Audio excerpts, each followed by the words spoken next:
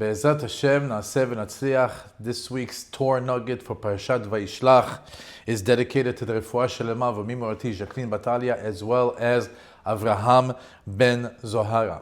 There's a very interesting relationship in the world between the Torah learner and the money earner. We famously know it as Issachar and Zevulun.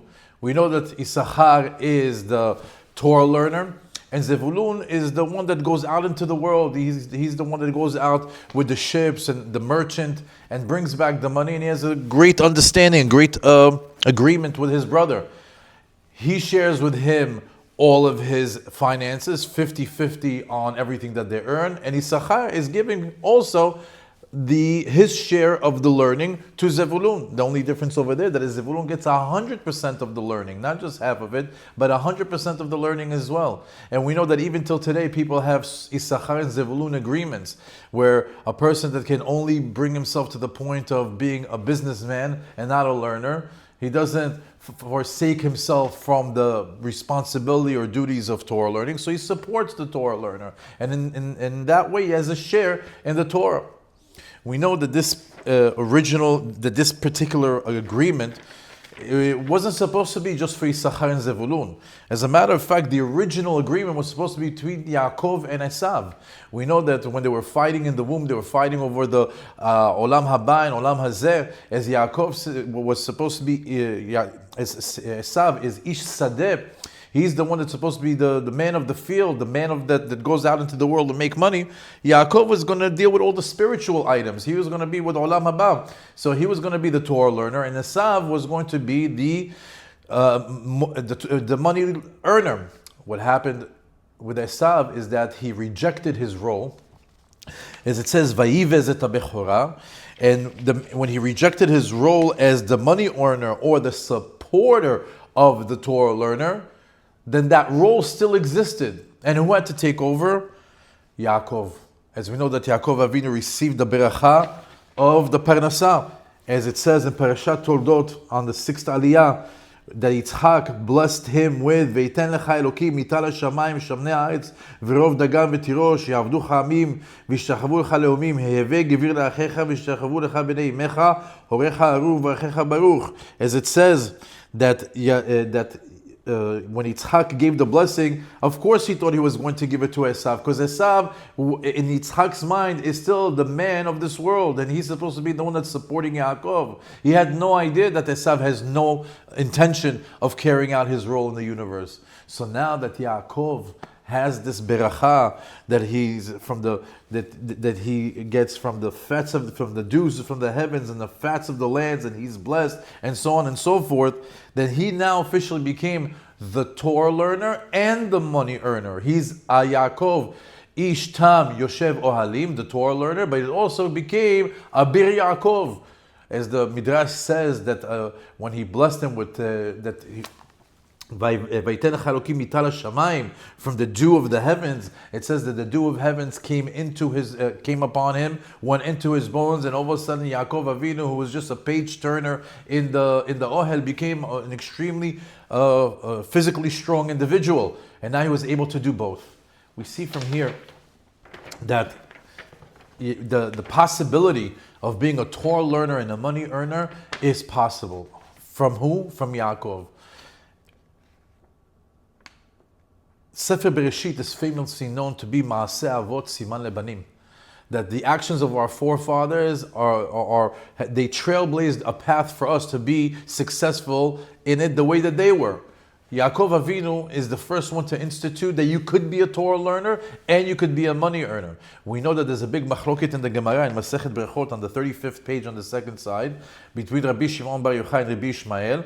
Should one just busy himself all day long with learning, or should a person go out there in the world and earn a living? And eventually came down to the final conclusion, the maskana, Harbe asu keRabbi Ishmael v'alta be'adam, Harbe asu keRashbi ve'lo alta be'adam. More people that went to work were successful, and less people that went to learn were successful, according to the Shita of Rashbi.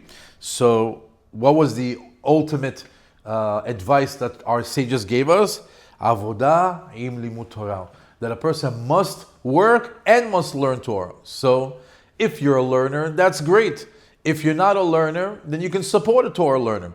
We see that nowadays, we know that it's possible. The Yaakov Avinu that's within us is possible in everyone. We see Baruch Hashem B'lai Nara, Ba'ale Batim, that wake up in the morning and they learn, they pray, they go to work, they come back, and at night they do another class to be Mekayim, V'agita bo yomam v'layla. And Chazal tell us anybody who partakes with Torah learning in the morning and at night, it counts for him as if he learned the entire day. Why? Because in between when he's at work, what is he doing? Yes, he doesn't have a book in front of him, but he's performing what he learned. He learned to be honest. He learned to give, to do everything in the ways of Hashem in the business world. So he's been Mekayim the Torah the entire day. And of course, that he's supporting his family. That's a mitzvah. That he's getting the finances that he needs for kosher food, sniot clothing, to have a kosher home, and so on and so forth. So we see over here that the concept of being able to go out and learn as well as earn is not a far-fetched idea. Who embedded that in our DNA? Yaakov Avinu. As a matter of fact, Chazal tell us that a person that wants to be considered as if he's 24 hours enveloped in Torah learning, he should try to connect the day and the night and the night and the day. Meaning right before the break of dawn, when it's dark outside and it's about to be morning, a person should start learning. And also when the day connects with the night, which is usually around the time of Mincha and Arvit. That's why there's a custom to say Divrei Torah between Mincha and Arvit, to connect the day and the night with learning Torah. V'agita bo yomam v'layla. And there you go. Now you are able to be a learner, a Torah learner, and a money earner. As a matter of fact, this arrangement of a Torah learner being supported by a money earner, meaning a Sachar and Zevulun, or what Yaakov and Esav should have been, was actually supposed to be from the beginning of time. Chazal tell us that in the beginning of time, the Nachash was supposed to serve Adam HaRishon. He didn't want to. And whatever happened there with the original sin, that Malach, that we know is the Nachash, the Yetzer Hara, brought death into this world. And that letter Mem that comes from the word Mavet entered his name. And so his name, as we know it today, is the Samech, the Mem that God added because he brought death to the world. And of course, every angel ends with an Aleph Lamed. That's their life force. So Samech and Mem, and Aleph and Lamed. In the end of days, the Nachash is going to go back to his original role. And it says when Mashiach comes, he's going to go shecht the evil inclination, the Yetzer Hara, the Samech Mem, the devil himself, and he's going to change his essence. He's going to shecht him and remove the Mem from his name, and his new name is going to be Samech, Aleph, and Lamed, which we know is the name of the angel of Parnasah, that eventually at the end he's going to come back to his original role of supporting Adam. So Adam could be the Torah learner and finances won't be an issue and he'll be served by the angels. Hashem vayich otchem, sameach otchem, and may we all merit to be Torah learners and money earners.